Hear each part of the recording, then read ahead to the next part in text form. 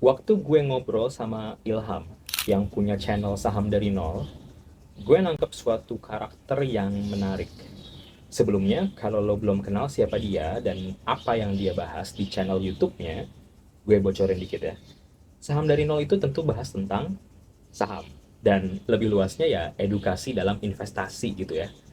Penonton dan subscribernya udah banyak banget, sampai-sampai si Ilham juga udah bisa ngebiayain hidup berumah tangga dari situ. Ilhamnya sendiri, tapi seorang dokter. Nggak nyambung emang. Tapi justru itu poinnya. Karakter yang gue maksud di awal tadi, itu keberanian untuk ngelangkah keluar dari zona nyaman. Gue rasa ini nggak terlalu sulit untuk dilihat ya. Justru malah jelas banget. Semua orang pasti tahu bahwa kuliah kedokteran itu nggak gampang.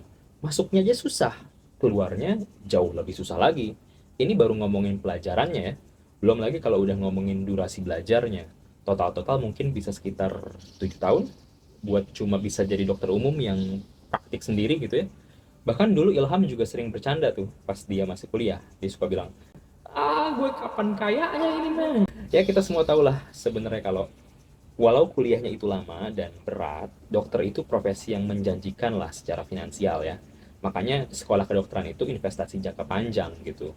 Kayak beli tanah, lo belinya mahal tapi harganya kan juga naik terus. Ntar berlipat-lipat juga baliknya. Masalahnya si Ilham ini beli tanah, tapi terus lupa lokasinya di mana dan surat-suratnya juga hilang, entah bisa dicari apa enggak gitu. Kalau lo mutusin untuk nggak jadi dokter setelah nyelesain sekolahnya, pasti lo punya nyali yang gede banget untuk nyeriusin apapun alternatifnya itu. Thanks to Ilham, gue mau bahas tentang zona nyaman. Kayaknya semua orang yang dengar cerita dia, responsnya itu sama. Kok lo berani sih? Bahkan kalau lo nonton wawancara dia di videonya Raditya Dika, Bang Radit bereaksi serupa gitu ya. Gimana cara ngebalance sama jadi dokternya? Dokternya berhenti dulu. Oh iya? Yes. Wah gokil. Gue terakhir kali jaga itu mungkin Gokil satu sih. tahun yang lalu. Buat YouTube ini, lo ninggalin semua nanti? Sepertinya menuju ke sana. Gue di situ cukup kaget juga sejujurnya.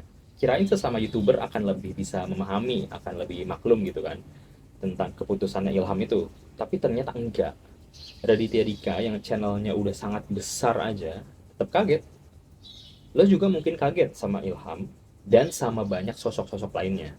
J.K. Rowling misalnya, dulunya cuma single mother yang kerja kantoran, tapi terus berani buat ngadepin penolakan dari 12 penerbit sebelum novelnya terkenal sedunia.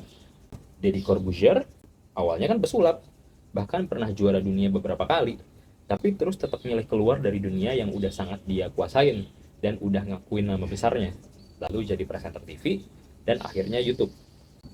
Intinya, banyak orang hebat, malah barangkali hampir semuanya kali ya, yang bikin satu keputusan dalam hidupnya untuk keluar dari zona nyaman. Walau begitu, gue rasa kisah-kisah mereka belum tentu bisa memotivasi kita. Kenapa? Soalnya itu kan mereka, bukan kita. Mereka mah hebat. Lah kita, mereka mah circle-nya orang sukses. Kita, nah itu yang gue rasa salah dalam kisah-kisah inspiratif.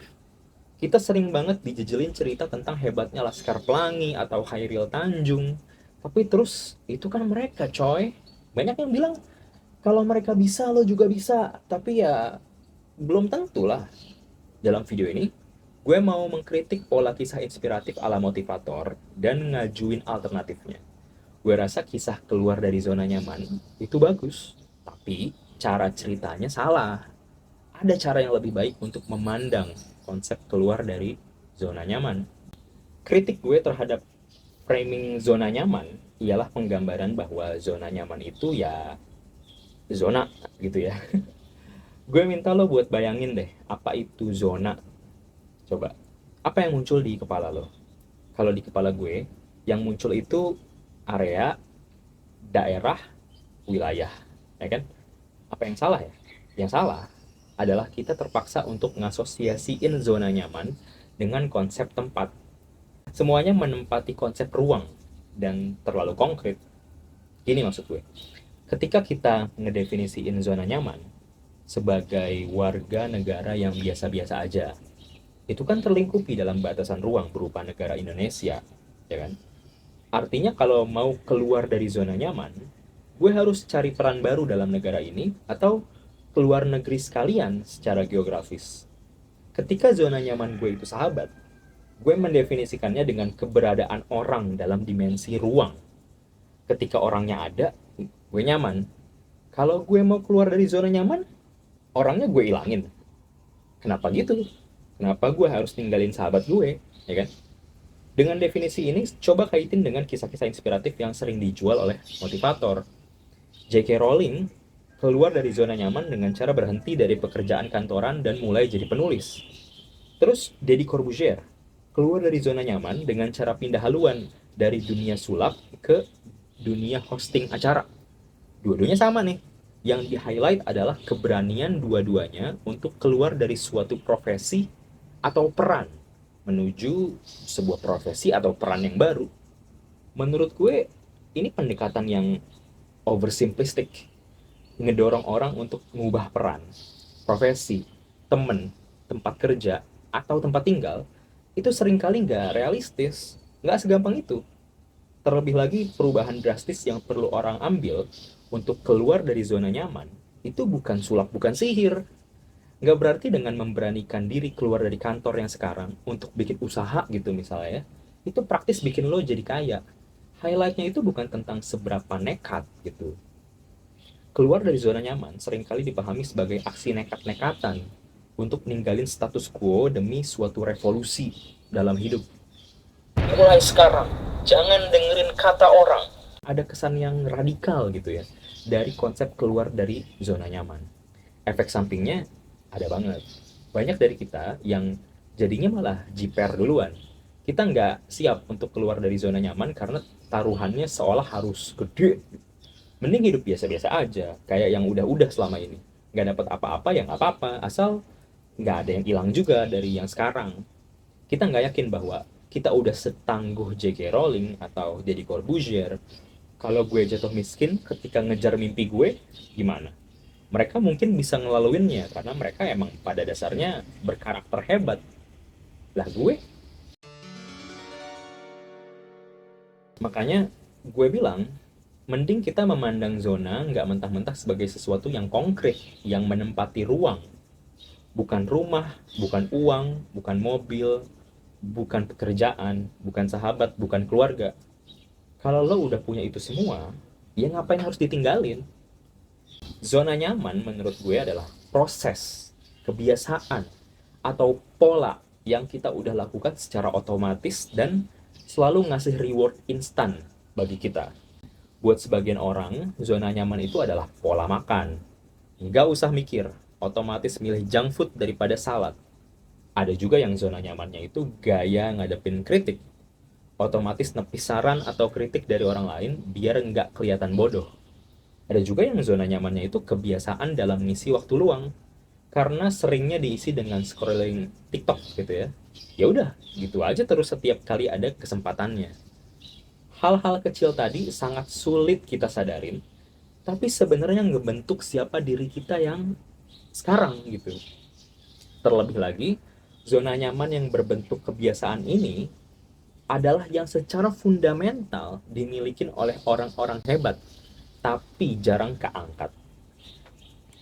Kalau kita baca kisahnya J.K. Rowling yang ditolak oleh 12 penerbit, pelajaran apa yang bisa kita ambil? Biasanya sebatas bahwa kita nggak boleh menyerah. Tapi apa ya J.K. Rowling ngelaluin itu semua berbekal pikiran simple, oke, ditolak, coba lagi besok deh? Tentu enggak. Yang nggak kita tahu adalah apa yang dia rasain, gimana cara dia memproses emosinya, apa yang dia pikir, gimana cara dia menstrategikan langkah selanjutnya, kenapa dia yakin walaupun gagal berkali-kali. Ini semua proses dalam pikirannya yang sebenarnya dicetak dari pola kebiasaan dia dalam menghadapi penolakan. Kita refleksiin balik aja, ketika kita menghadapi penolakan, kebiasaan kita tuh apa sih? Prasangka yang muncul pertama itu apa? Emosi apa yang spontan berkecamuk? Reaksi apa yang otomatis kita keluarin? Kalau pola perilaku semacam ini udah berhasil kita kenalin dan kita ubah, barulah dampak yang lebih konkretnya akan mulai kelihatan. Kritikan orang itu akan bikin kita lebih produktif daripada bikin kita sakit hati misalnya. Dari situ mulai deh kita jadi orang yang malah suka minta dikritik. Makin banyak dikritik, yang kita tampung juga makin banyak. Dan kita jadi makin kenal sama diri sendiri dan tahu lebih kurangnya dari diri kita.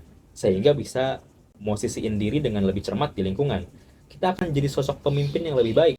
Lalu dilihat orang lain sebagai sosok yang asik juga. Pelan tapi pasti, kita berubah jadi manusia yang baru. Sesimpel dengan keluar dari zona nyaman berupa merespons penolakan. Itu yang hilang dari kisah orang hebat. Keluar dari zona nyaman itu nggak harus terdengar wah gitu ya. Sesederhana ganti menu sarapan dari nasi goreng jadi buah dan sayuran, itu pun udah keluar dari zona nyaman kan? Nggak nakutin, tapi dampaknya membekas karena kita lakuin secara rutin. Ketika kita lihat kisah-kisah inspiratif tentang orang yang berhasil keluar dari zona nyaman, kayak Ilham misalnya, jangan berhenti pada keputusan nekatnya aja. Itu ternyata cuma puncak dari gunung es doang. Aslinya yang bikin dia bisa survive dalam keputusan nekatnya itu adalah kebiasaan-kebiasaan kecil yang udah dibangun secara rutin berhari-hari, berbulan-bulan, bertahun-tahun. Hal pertama yang kita perlu tanyain saat ngelihat kasus kayak gini adalah, apa sih kebiasaan kecil yang orang ini lakukan secara berbeda dari orang lain? Dari kasusnya Ilham, kayak yang lo bisa tonton di video gue yang waktu itu, kita bisa lihat bahwa dia emang udah lama nekunin dunia saham. Sejak SMA bahkan. Tentu jadinya keluar dari zona nyaman bagi dia, bukan cuma pas berhenti dari dunia kedokteran. Tapi jauh sebelum itu, saat anak-anak SMA lain main atau nongkrong, dia belajar saham. Itulah zona nyaman yang dia tinggalin. Jadi kita perlu introspeksi ketika ngomongin tentang zona nyaman. Bikin keputusan yang nekat mah gampang ya. Dalam arti bisa kita lakukan dengan instan gitu ya. Sat-set, resign gitu. Tapi bisa survive gak? Keluar dari zona nyaman bukan cuma tentang tindakan yang heroik, tapi justru tentang nyicil aksi-aksi sederhana detik demi detik.